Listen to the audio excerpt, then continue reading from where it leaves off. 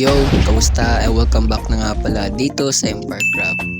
So, matagal ako di nag-upload, no? Almost 1 month na ngayon. December pa ata last upload ko. Basta 1 month yun. And nga pala nakita nyo is babalik tayo dun sa usapan na is matagal ako nag-upload kasi madami nangyari dito. And mag-end season na din, so kaya tinatapos ko na dito. And matagal na din yung replay mode na nakita nyo nung New Year ata, nagsimula ako mag-build, basta yun. And nga pala is yun, naglagay ako ng dito, ng pathway na ganito. And tapos na yung side. And ang naisip ko na lagyan yung flooring niya is top bricks. Maganda naman kapag top bricks gamit ko, diba? Yeah, maganda naman top bricks kapag gagamitin ko. Yeah, maganda. And kapag lilipad tayo, and makikita mo talaga ang laki ng build natin. Malaki yan para sa akin.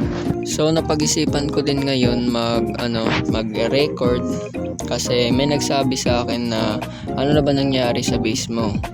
Madami ba naganap? Ganun.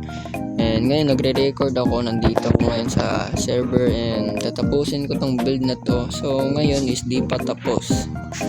Yung bubong niya di ko pa natapos, and sa interior din yung oh my god, and dito ay 2 hearts. So and dito balik tayo, itong flooring din tatapusin ko, and yung bubong. Kaya bibigyan ko na din kayo ng second time lapse or another time lapse, and tara simulan ang time lapse na ito.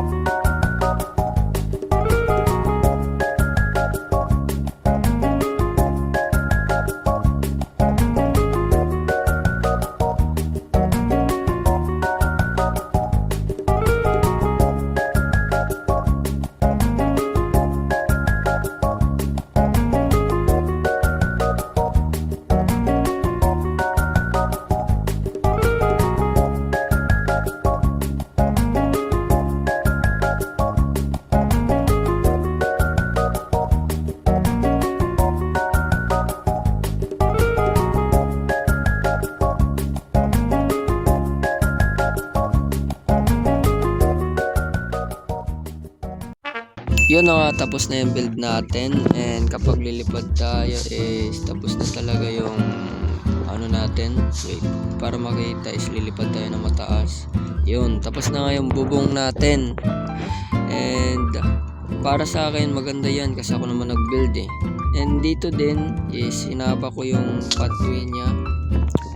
Kasi yep, gusto ko lang habain yung pathway. And dito is yun, yan, top bricks na yung flooring niya. And wala pang kalaman-laman. And ano gagawin ko dito is yung mga gamit nasa labas dito, yun, yung mga gamit na chest nagkalat-kalat lang dyan is gagawa ko ng dito. Or gagawa ko ng chest na parang gamit ko na sa ilalim na para di na magkalat yung mga gamit ko dito.